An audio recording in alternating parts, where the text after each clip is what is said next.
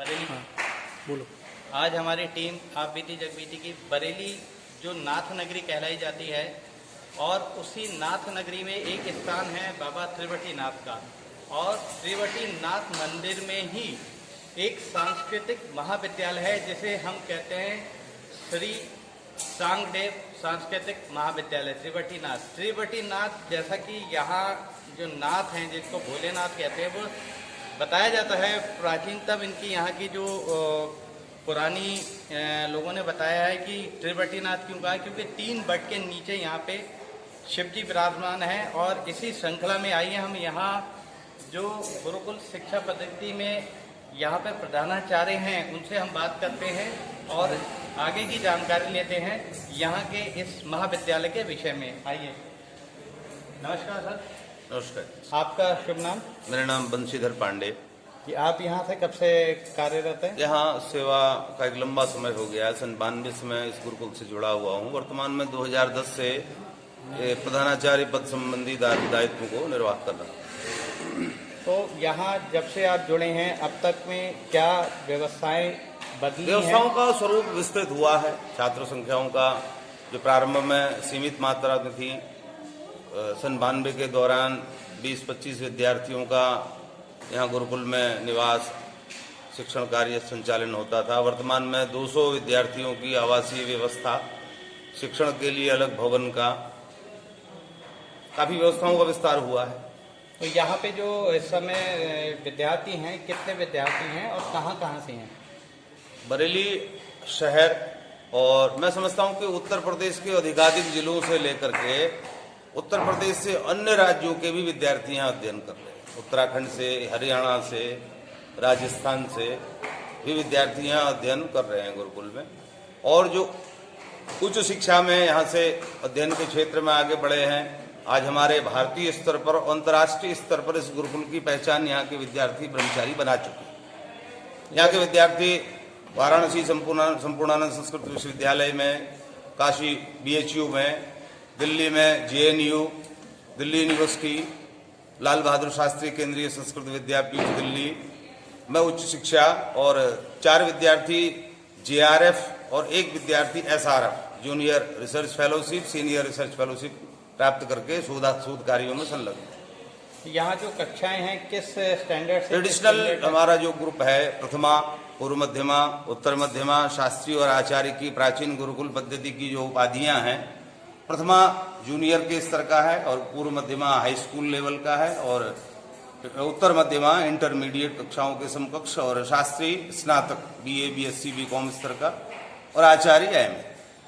ये जो स्थान है ये थोड़ा सा हम जानकारी आपके माध्यम से, हमारे चैनल के माध्यम से लोगों तक पहुंचाना चाहेंगे कि बाबा त्रिवटीनाथ मंदिर में ये महाविद्यालय कब से यहाँ से स्थापित जैसा कि यहाँ शहर के ही लोगों का, ये प्राचीन बुजुर्गों का ये मानना है कि आज़ादी के समय यहाँ लगभग 25 से ज़्यादा पाठशालाएं थी गुरुकुल, जो धीरे धीरे समाप्त हो गई। तो सन 80 के दौर पर कुछ प्रबुद्ध लोग शहर के, जिन लोगों ने ये विचार किया कि भाई हमारी इस प्राचीन परंपरा और हमारी संस्कृत और संस्कृति के साथ साथ जो हमारी पांडित्य परंपरा है उसका लोप हो रहा है, हमें ब्राह्मणों की उपलब्धि नहीं हो रही है और इस ज्ञानार्जन के क्षेत्र में कोई विशेष प्रगति नहीं है। उसको ध्यान में रखते हुए ये त्रिवटीनाथ परिसर का ही एक स्थान गुरुकुल के प्रारंभ के लिए एक झोपड़ी से शुरुआत किया गया सन 80 में।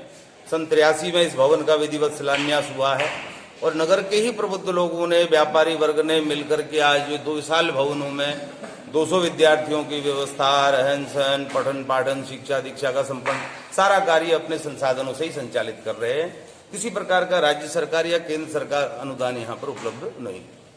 तो ये जो आपका महाविद्यालय है किसी संस्था से रिलेटेड है या? ये इस समय हम उत्तर मध्यमा यानी कि इंटर लेवल का जो संबद्ध है हमारा दिल्ली में, जो राष्ट्रीय संस्कृत संस्थान डीम्ड यूनिवर्सिटी थी, जो वर्तमान में अभी शीघ्र ही केंद्रीय संस्कृत विश्वविद्यालय के रूप में स्थापित हो चुकी है। संसद के अधिनियम में अभी पारित हुई है ये जून में।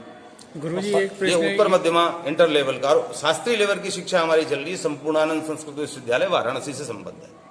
गुरुजी एक प्रश्न और पूछना चाहूंगा। इस समय जो वर्तमान में जो स्थिति है कि वैदिक संस्कृति का बिल्कुल क्षय हो रहा है, इस विषय में आप क्या कहना चाहेंगे? कुछ देखिए इसका क्षय मैं नहीं मानता हूं, इसलिए कि हम एक सीमित दायरे में, सीमित क्षेत्र में, अगर हम उत्तर भारत को देखें तो क्षय के लिए थोड़ी संभावना हमारे दरवाजे खोलते हैं। हम ही लोग अगर अपने भारतवर्ष में दक्षिण की ओर जाएंगे तो हमें लगेगा कि हमारी संस्कृति अभी जीवंत है।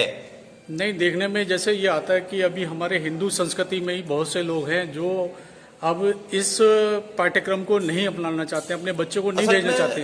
वर्तमान में शिक्षा देखिए, हमारे शास्त्रों में क्या वर्णन है, सा विद्या या विमुक्ति, यानी कि शिक्षा या ज्ञानार्जन है मुक्ति के लिए, ज्ञान के लिए। लेकिन आज की शिक्षा क्या है, रोजगार के लिए। तो रोजगार परक शिक्षा को महत्व देते हुए ज्ञान की परंपरा का के क्षेत्र में शिथिलता आई है, शून्य स्थिति नहीं है। और जो राज्य स्तर से ही शिक्षा का विकास हुआ है। नई शिक्षा नीति में इस बारे में भी विचार किया गया, हमने भी अपने विचार भेजे थे, इस समय मांगे गए थे। तो जहां तक समझता हूं कि इस जब इतने काल में लंबा काल चला है, किसी युग से शक, हूण, कुषाण से लेके मुगल काल तक की यहाँ पर आक्रमण हुए हैं देश में, संस्कृति का लोप नहीं हुआ, श्रुति स्मृति परंपरा से वो जीवित रही है। तो वर्तमान में आजादी के बाद शिक्षा के क्षेत्र में विशेष परिवर्तन न करके पूर्वकालिक शिक्षा यथा व्यवस्था को स्वीकार कर लिया गया, जिससे भारतीय शिक्षा को, भारतीय परंपरा को महत्व नहीं दिया गया। इस कारण से इस क्षेत्र में शिथिलता आई है। और आधुनिक जो लोकतांत्रिक प्रणाली और पूंजीवाद को प्रबंधन से जोड़ लिया गया, तो हमारी जो प्राचीन वैदिक संस्कृति है, जो देश को, पूंजी को द्वितीयक मानती है जी, तो उसका तालमेल न होने से इस हमारी परंपरा को थोड़ा सा नुकसान हुआ है। तो अगली पीढ़ी में संस्कारों के प्रति अब हमें कुछ न कुछ रुझान देखने को मिल रहा। तो हमने